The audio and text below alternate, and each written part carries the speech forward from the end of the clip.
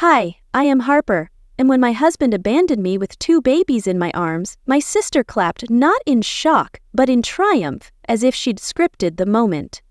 My mother watched in silence, her eyes revealing a plan they'd woven for years to erase me. But the real betrayal wasn't his exit.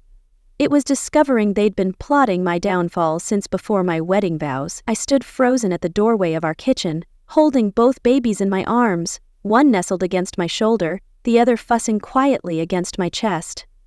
Jonah couldn't meet my eyes. His fingers fidgeted with the wedding ring on his hand, the one we picked together at that tiny little antique store in West Asheville, back when we still made each other laugh without trying. He exhaled hard. Then those words came out. Not loud, not cruel, just tired. I can't do this anymore. He didn't wait for me to respond. He turned, walked toward the front door like he was just stepping out for milk. My mouth opened, but no sound came out, and then a clap, one sharp echoing clap. It came from the kitchen doorway behind Jonah. Tessa, my older sister, arms folded across her neatly pressed cream blouse, smirked like a woman who'd just won a bet. "I knew you'd fail him," she said. "You were never enough for this family."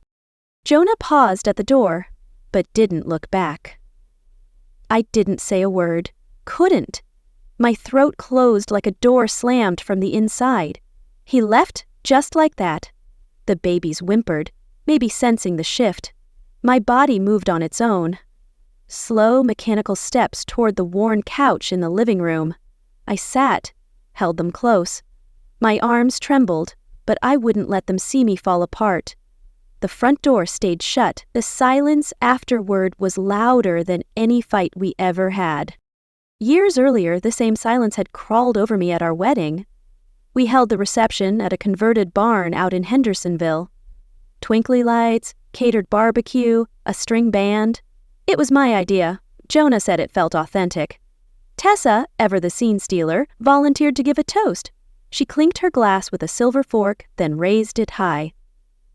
"Well," she began, looking directly at me, "let's all hope this one lasts longer than her other hobbies. Remember when she wanted to be a pastry chef or a yoga instructor or that whole garden blog phase?" Laughter. Loud, indulgent laughter. I smiled. God help me, I actually smiled, because what else could I do? Our mother, Nora, sat at the head table sipping wine. She didn't laugh, didn't scowl, just nodded like everything said had been perfectly appropriate. Even Jonah chuckled a little.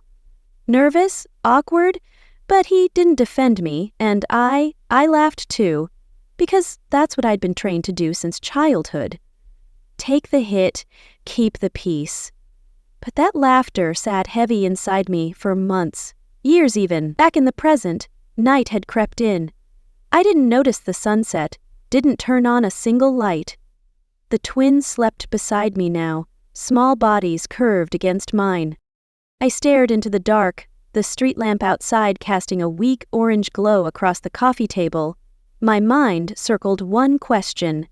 Did they plan this all along? Not just the end of my marriage, the erasure of me, the things they said, the jokes, the way Jonah always seemed to be pulled toward Tessa's opinion when we argued, the times Nora would call and tell me to be patient with him, like I was the problem for wanting more than silence at dinner or help at 4:00 a.m. when the babies were teething.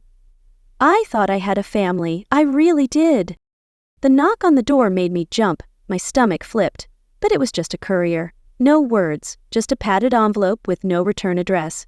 Inside a glossy 10x12 wedding photo from that day in Hendersonville. Everyone lined up under the twinkly lights, except I wasn't in it.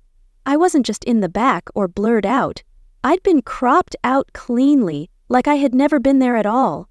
There was a sticky note attached. "You were never part of this family. Good riddance." No signature, but I knew the handwriting. Tessa's. I stared at the photo, throat burning. They didn't just want me to feel abandoned. They wanted me erased. I placed the photo face down on the counter. My hand shook, but I didn't cry. I was tired of crying, tired of swallowing pain like it was part of breakfast. The twins stirred softly in the next room. I stood, walked to their crib, and watched them sleep. "We're not gonna break," I whispered to them. "Not yet." I backed out of the room, walked toward the bedroom. Every step felt heavier than the last. There, tucked in the bottom drawer of my nightstand, was the envelope. I hadn't touched it in months, not since I first drafted it on a night when Jonah forgot our anniversary and Tessa called me needy for being upset. It was sealed now, labeled, stamped, ready. A letter I'd written not to Jonah, but to a lawyer. I picked it up and pressed it to my chest. I didn't know if I'd send it, but tonight, for the first time, I didn't feel afraid to. The envelope was already addressed to the woman who gave birth to me, but never really claimed me. I held it for a long while that night, until my arms ached from staying still. Eventually, I slipped it back in the drawer and shut it gently like I might wake someone. But the house was silent, the kind of silence you learn to live with after a while. And just like that, I slipped backward into a time before the twins, before the clap, before I understood just how far people would go to make sure you never felt like you belonged. It was the day I told Jonah I was pregnant. He laughed, actually laughed, picked me up right off the floor of our kitchen and spun me around, careful not to knock over the carton of eggs on the counter. "You're kidding," he whispered, his forehead resting on mine. "You're serious?" "I am," I said, and for that one brief shining moment, I believed we were going to be something unbreakable. 2 weeks later, we were at his mother's home. Evelyn Pierce didn't host parties, she hosted exhibitions of status. Polished marble floors, servers in uniform, cold cuts that probably cost more than my weekly grocery bill. That night was in celebration of local philanthropic women. I wore a simple cream dress, stretchy enough to be comfortable, still modest. I hadn't bought maternity clothes yet. I was barely showing. Still, I felt like I stood out. Not in a good way. Women floated past me in gowns that shimmered. I'd barely stepped into the foyer before someone said, "Oh, Jonah, is this your current fiancé?" He didn't correct them. He just laughed softly. "Yeah, she's Harper. That's all.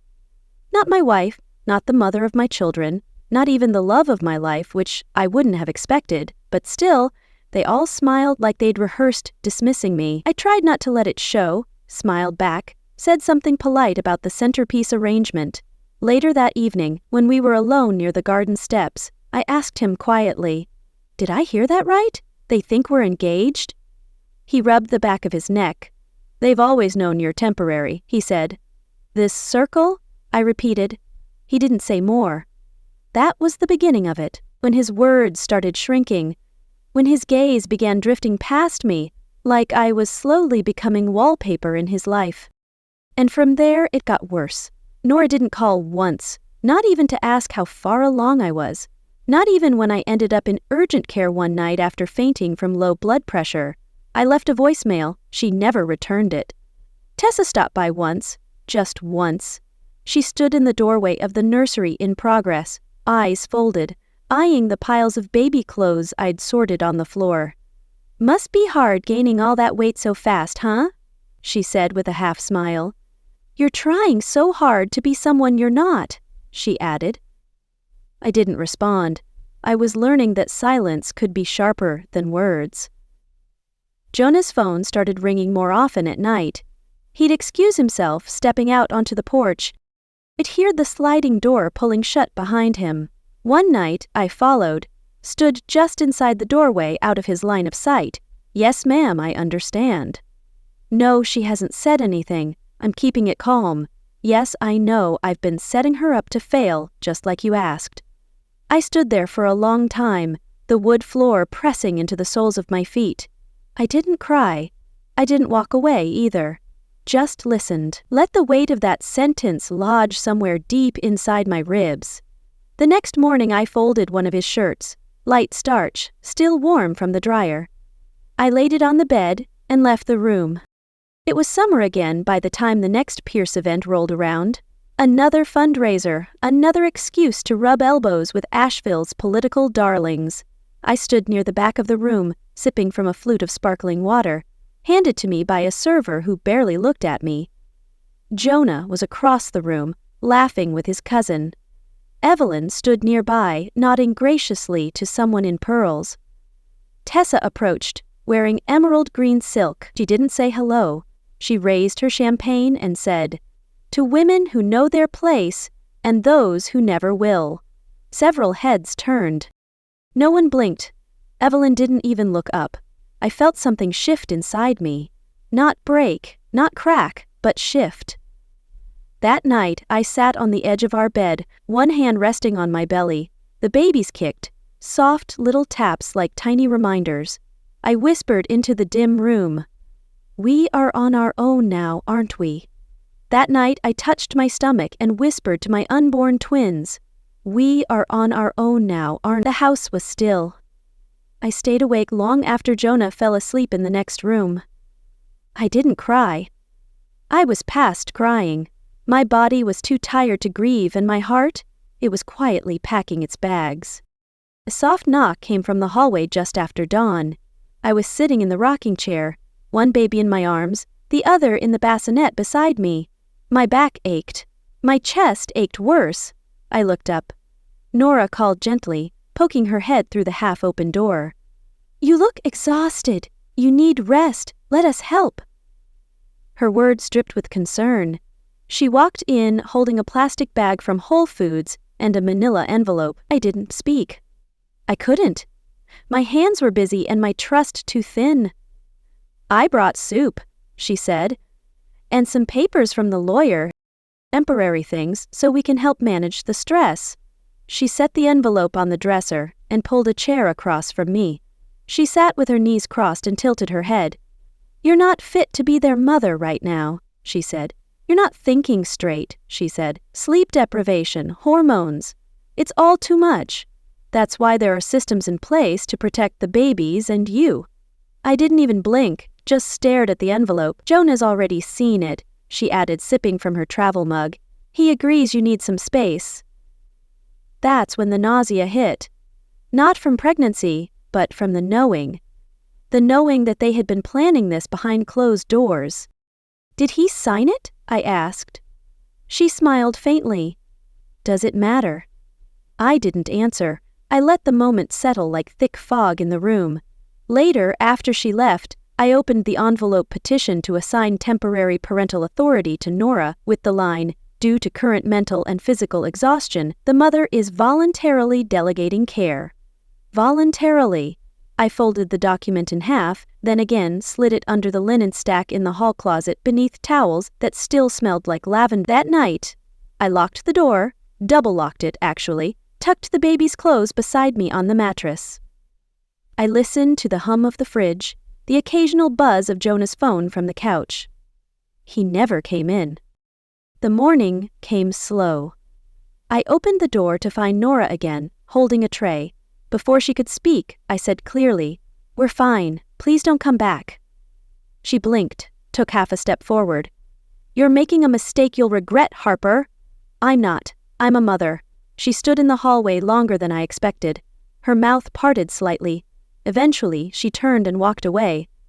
No hug, no goodbye, just silence. The kind that stings more than shouting. 4 years passed. We lived small. 1-bedroom apartment, faded curtains, carpet that frayed near the hallway. I took remote bookkeeping jobs, worked during naps, took surveys at night. The babies became toddlers, then little people, curious, resilient, unaware of how little they had and how much they were. It was a Wednesday when it happened. Ordinary day, sunny. My daughter was brushing her doll's hair in the corner while I folded laundry. She paused, tilting her head. "Mommy?" she asked. "Why didn't Daddy want us?" I dropped the towel. I didn't mean to. She looked up, her face innocent, not hurt, just wondering. I sat down slowly, pulled her into my lap. Sometimes silence is the cruelest answer. So I tried words. "Because," I said softly, brushing a curl behind her ear, "he didn't know how to love, right?" She thought about that, then nodded and went back to her doll.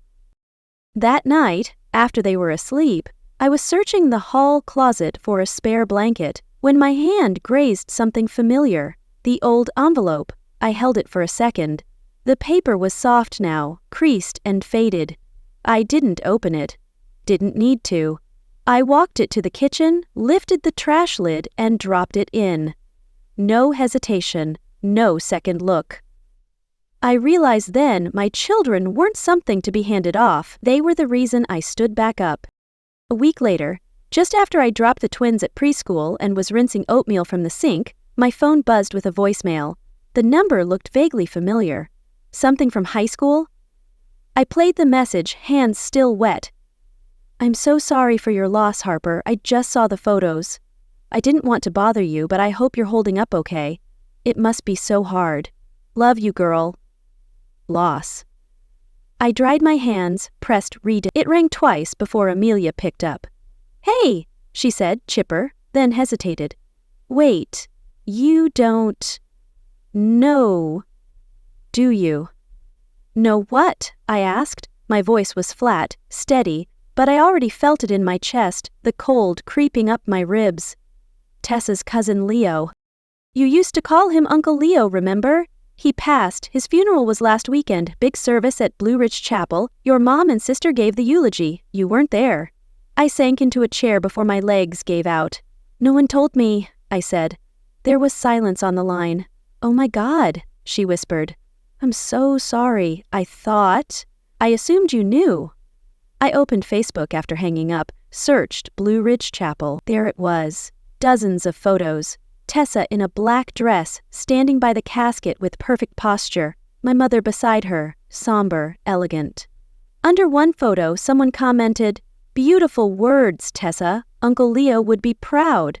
I kept scrolling. Eventually, I found a link to the live stream, still archived on the funeral home's page. I clicked.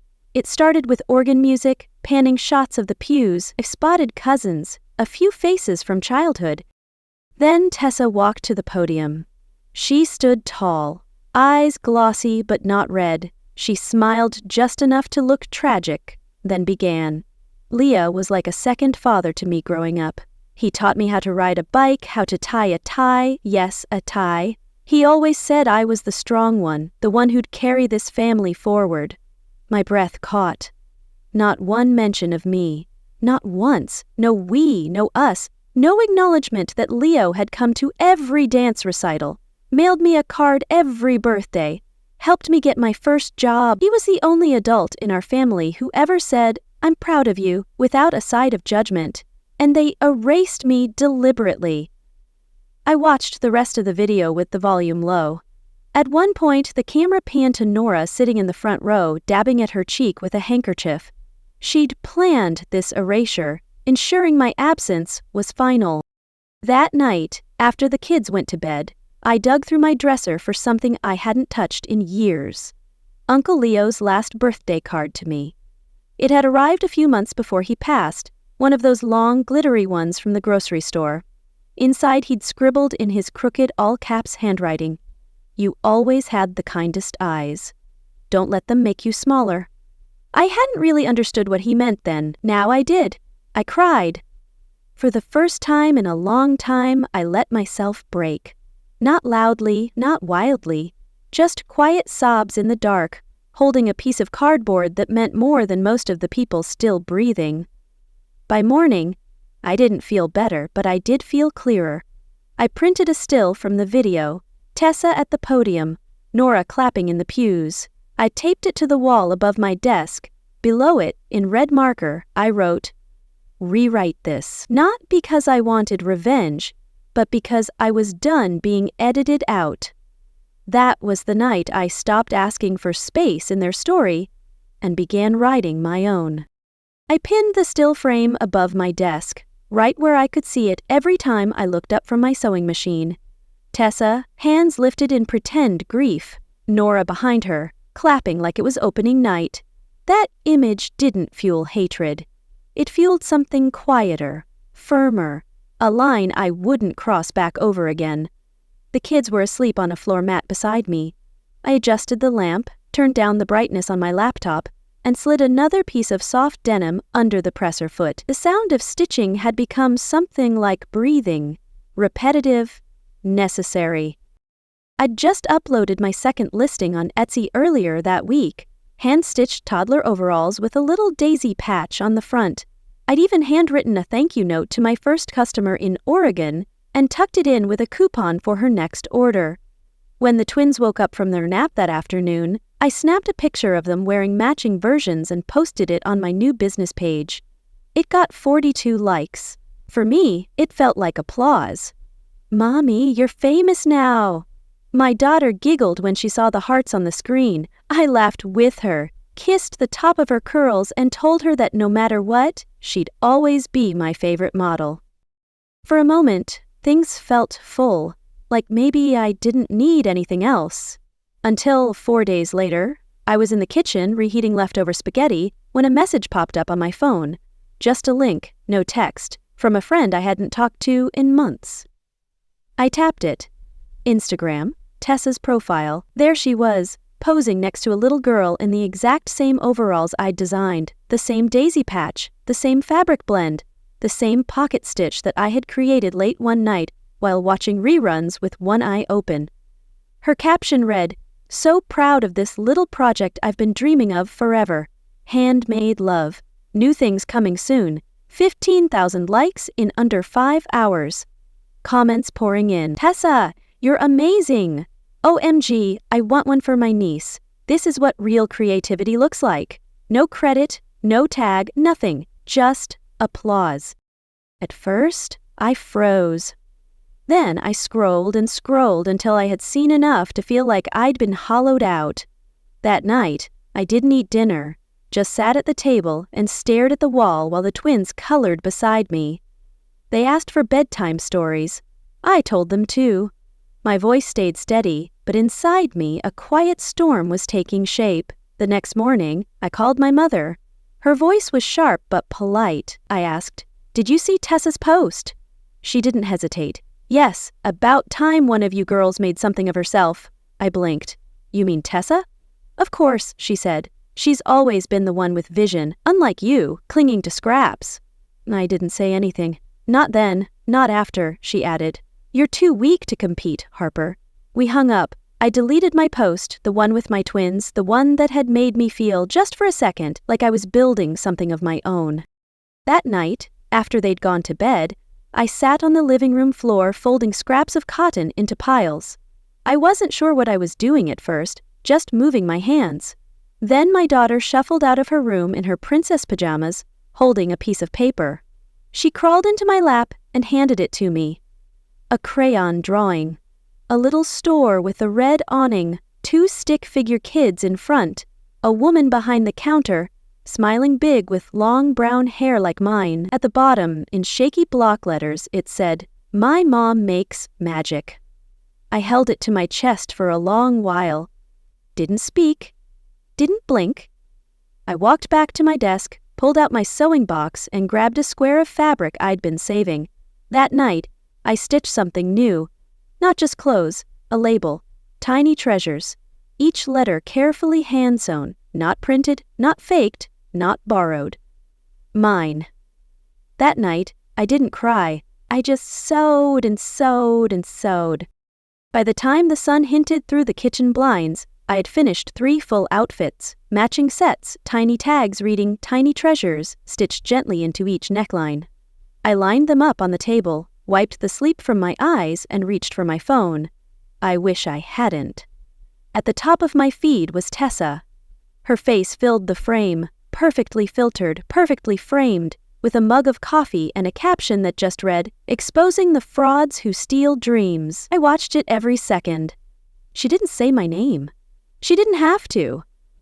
Some people fake their way to success, using their kids as pawns to scam honest buyers. She began, who use their children as accessories, or worse, as props to get sympathy sales. Some folks will neglect nap time and mealtime just to build a brand. It's sad, really. Then she flipped to a blurred image. It was mine. A screenshot from the post I'd taken down. My twins were barely recognizable, their faces blurred, but I knew the pattern on those overalls like I knew the freckles on their cheeks. The comments came fast. "Who would do that to their kids? Shame on her. Just say you're lazy. She's jealous of your talent, babe." Some of the usernames were familiar: family, friends, churchwomen. One of Nora's bunk. I didn't move. I didn't speak.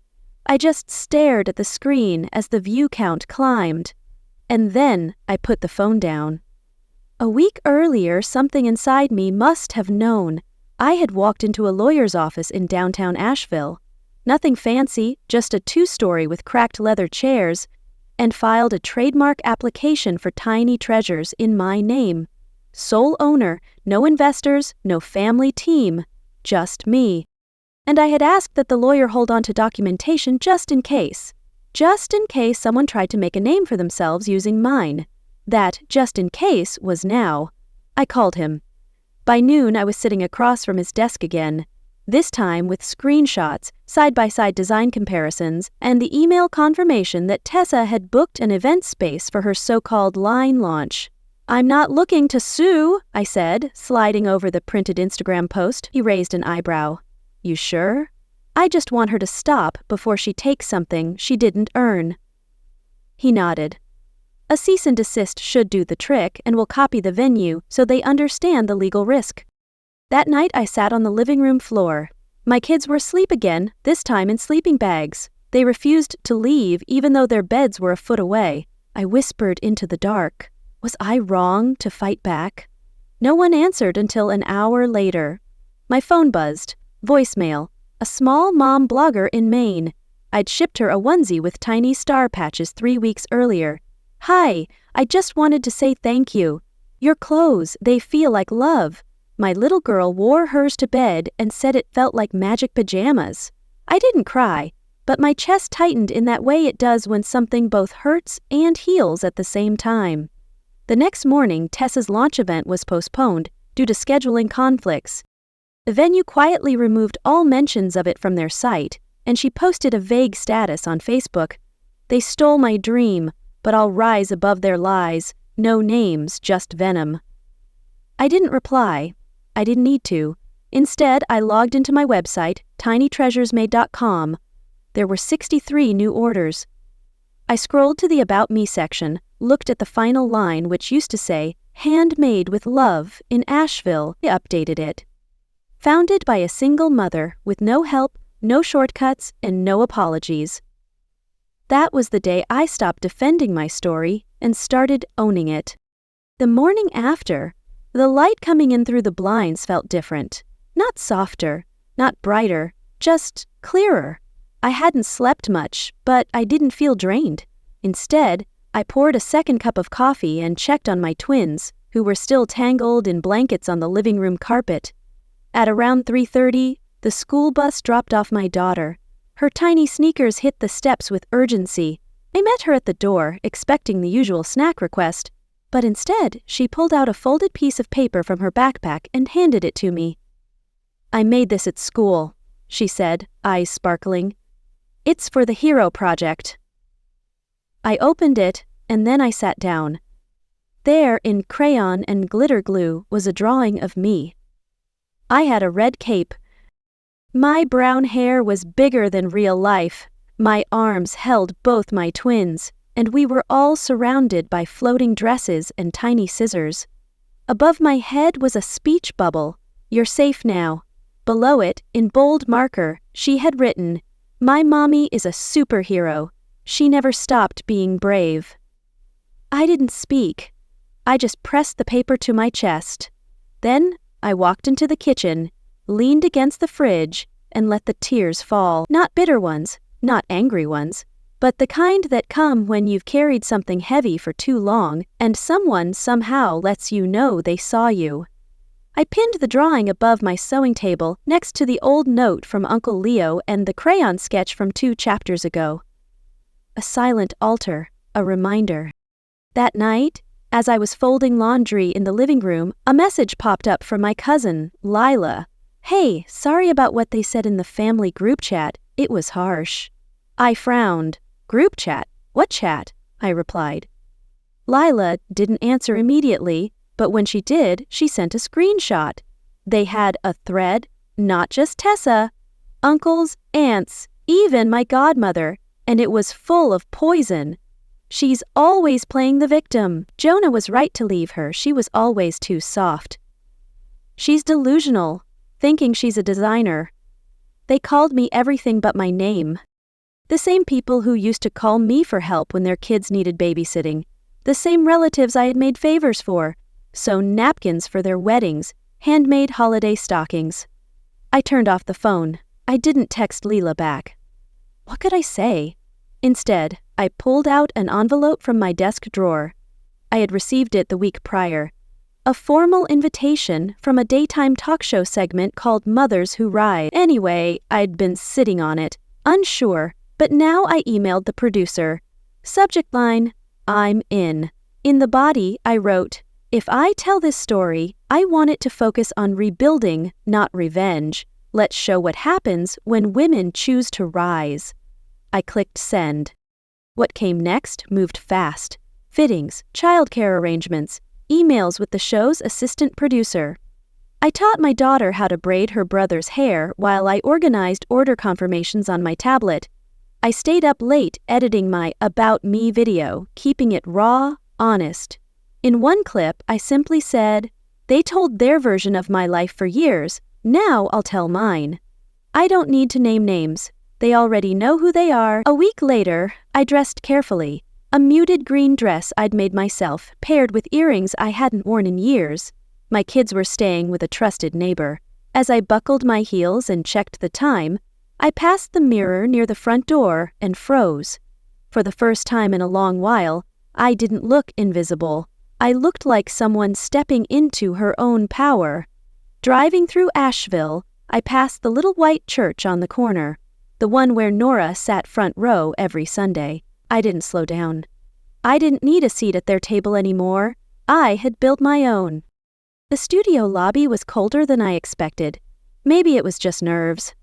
Or maybe it was the weight of walking into a place where people were actually waiting to hear me.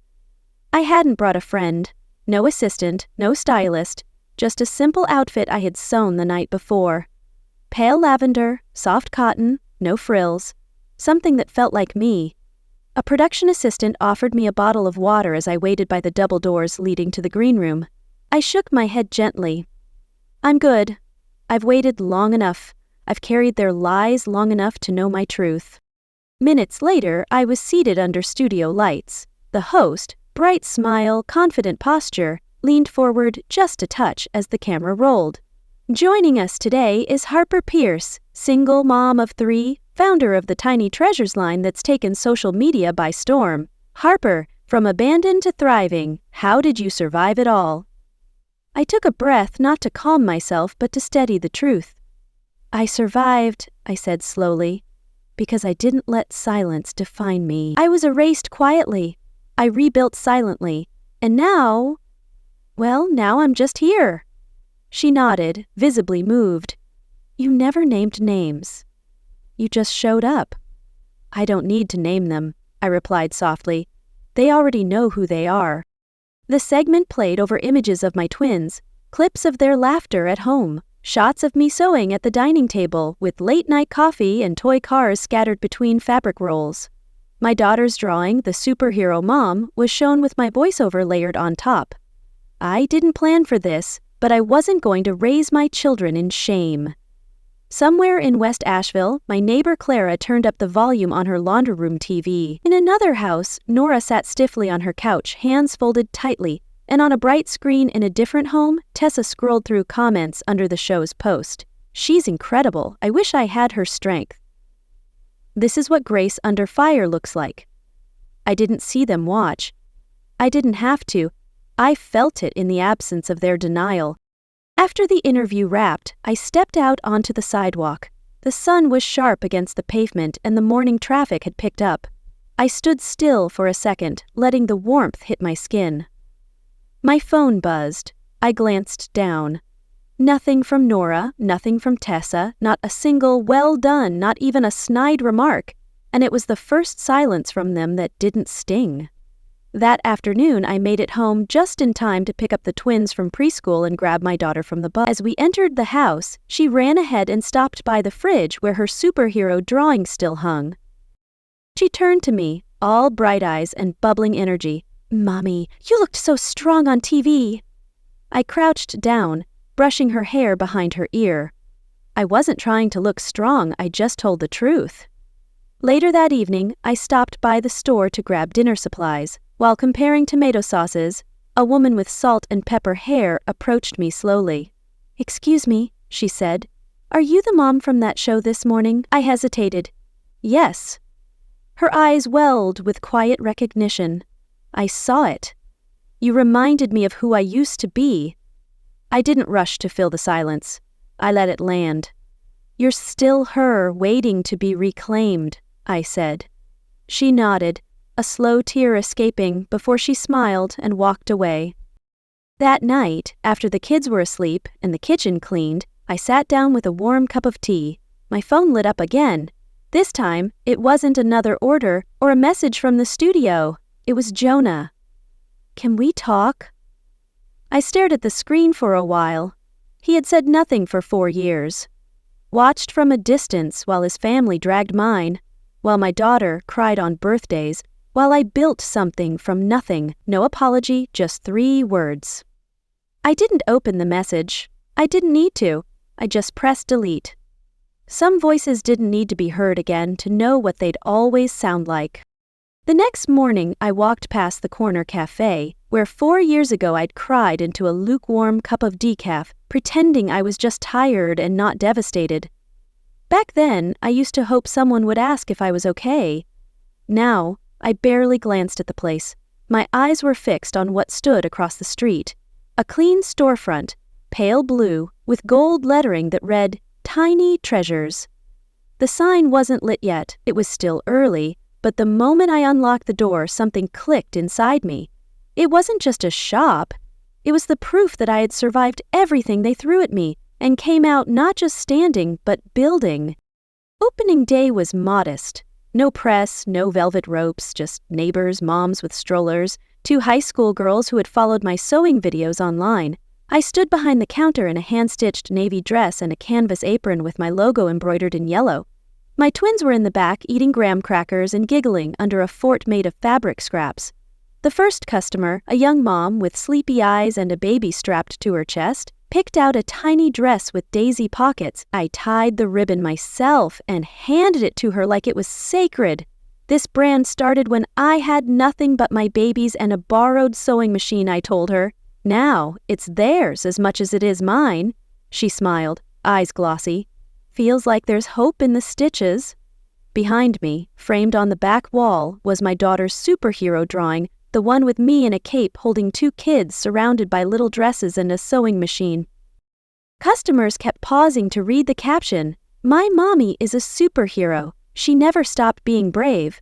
As the afternoon sun slanted in through the front windows, the bell above the door rang. I looked up, and there she was. Evelyn Pierce, Jonah's mother. She hadn't aged much, still in beige heels, clutching a leather purse. She didn't offer a hug, didn't offer a smile, just looked around the shop and said, flatly, "You did well. I didn't expect that." I met her gaze, steady, calm. "That's because you never saw me," I said. "But I never needed you to." She opened her mouth, maybe to defend herself, maybe not. But I didn't wait. I stepped aside, gestured toward the door. "This is my story now, and you're not in it." She left without buying anything, and I didn't watch her go. Later that week, I found myself walking with the kids past the neighborhood I grew up in. Old house still had the same flower beds out front. We passed slowly, my son pulling at my sleeve, wanting to go faster. "Just a second," I whispered. In my hand, I held a note, one I'd written weeks ago, folded and refolded so many times it had worn thin. I'd written it after the TV interview, when the silence from my mother and sister said more than any insult ever had. It was a letter I'd meant to deliver, not to change their minds, but to let them know what I had carried and what I was finally setting down. But standing there outside that porch I once cried on, I realized something. They didn't deserve my words. So I tore the letter in half, then in half again, and let the wind scatter the pieces across the sidewalk. That night, we curled up on the living room rug, Me and the kids, a plate of cookies between us, music low. My daughter rested her head on my lap. My son, with his mouth half full, asked quietly, "Mom, do you miss them?" The question landed soft but deep. I didn't rush the answer. "I miss who I wanted them to be," I said. "But I built us a new family, and that's enough. I won't lie. Some nights, I still see their faces, hear their laughter at my expense. But I sow, I love, I rise. Tiny Treasures isn't just a shop, it's my defiance. And though I've reclaimed my voice, the ache of their betrayal lingers. A quiet reminder that strength doesn't erase scars.